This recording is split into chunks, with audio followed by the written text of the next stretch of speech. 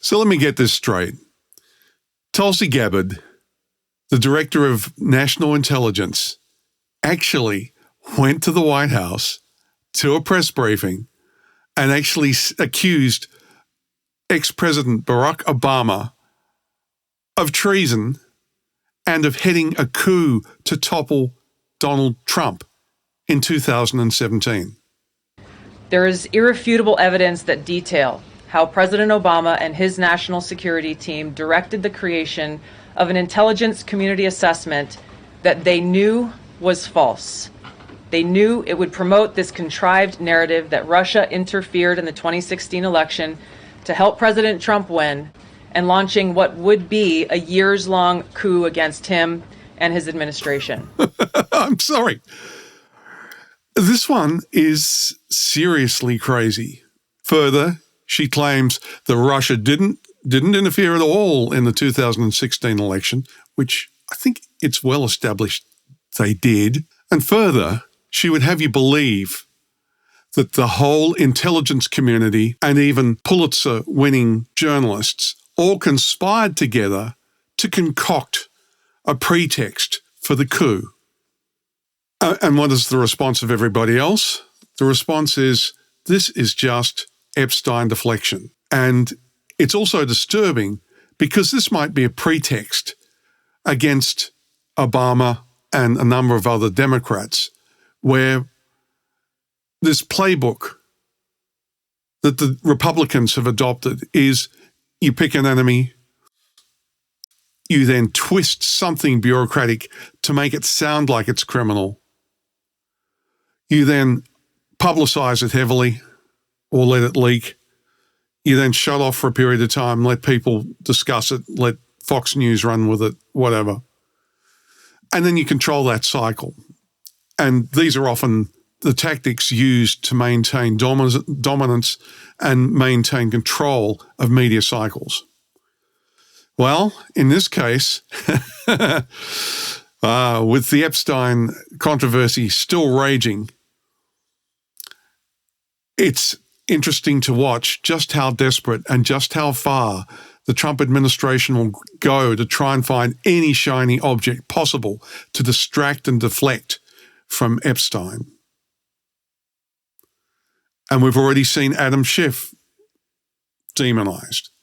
Well, now this time they're going for Barack Obama, and they're going for Brennan, and they're going for Clapper and James Comey too. I mean,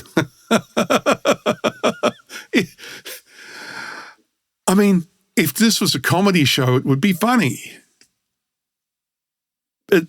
I don't know about you, but I sort of sometimes swing between outrage and like, what are you doing? And the other is, are you people serious? Do you really think people are going to fall for this nonsense? I mean, and this is a classic. Now, here's what I find confusing. Tulsi Gabbard has actually had a really interesting, if not checkered, and she's been like a rocket zipping from place to place. Like she used to be a Democrat at one stage, and then recently she was converted into a Republican. And one wonders, in her past, though, she had many clashes with other Democrats, and one wonders if she has an axe to grind, if she has an agenda and some sort of vengeance trip that she's on doing this. Because if you look back in history, how many times has a sitting president accused a past president of treason? Or worse, of staging a coup against them? This is a serious crime. I mean, the penalty is death. So this is not lightweight. And people were taking this seriously because they have to. And here's the thing, though. If there was any kind of merit to these accusations, if there was any depth or any rigor, you could then say, well, okay, they're trying to argue a reasonable case or one with evidence or at least something. It's like if you're going to go in and accuse somebody of the status and the gravitas of Barack Obama, of treason, and of heading a coup or organizing or conspiring to have a coup against Donald Trump, that's a really serious accusation. Now, when I've been talking to a lot of people recently, they say, oh, that's just Trump. Oh, that's just the Trump administration. Oh, that's just Tulsi Gabbard or whoever, or Pam Bondi, and they just trot this stuff out and make the wildest of accusations and try and keep a straight face doing it. Well, I'm going to show you Tulsi Gabbard keeping a straight face. I mean, she delivers this like there was treason and that Barack Obama deserves to be executed. She's saying it's irrefutable evidence that they have. She's saying that there was a conspiracy to topple the government, to topple Trump. I mean, that's a serious accusation. And I think in any other period of time, I mean, can you imagine Ronald Reagan or, I don't know, George W. Bush or any of those people either being accused or accusing their predecessors of treason?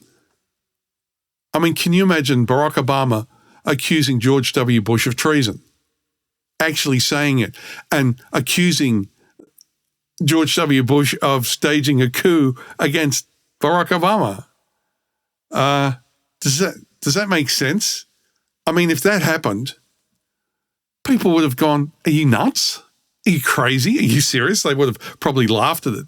But other people would have been concerned. They would have been concerned for the mental health of the person saying it. And certainly not another sitting president. But here's the thing. Why is she doing this? And let's be blunt about this. Either Tulsi Gabbard has gone nuts or has lost her mind. And that doesn't seem likely to me because she seems like her mind is functioning. So the only other thing there's two sorts of conclusions we can draw. They're really, really that desperate to try and distract from Epstein. But I think there's another undercurrent here, and a lot of people aren't reporting it. But I think there is a real danger here that they are trying to establish a pretext for a crackdown where many Democrats are arrested. I mean, look, they already put Alex Padilla, the senator for California, in handcuffs. They've put several staffers in handcuffs, Democrat staffers, illegally, by the way, and without probable cause, etc., no warrants, just using ICE as a tool. One wonders if this strike force that Bondi is setting up has got some special capabilities that they're going to add to it, where they're going to whisk people away to black sites. Is that where we're at now? Is that what they're doing here? Is this a pretext? Is Tulsi Gabbard that far to the right now that she's ready to accuse Obama of a coup to justify an actual coup and turning the United States into a dictatorship? Is that what she's doing? It sounds like it. It looks like it. I actually think it's plausible that that's exactly what they want to do. ICE is a kind of Gestapo. They've even arrested targeted people who are citizens, who are lawful permanent residents and things like that. Are they going to use ICE to go and arrest Barack Obama? Even though they're sort of saying, oh, well, he's got immunity because Trump has immunity because the Supreme Court made that ruling. But I don't know.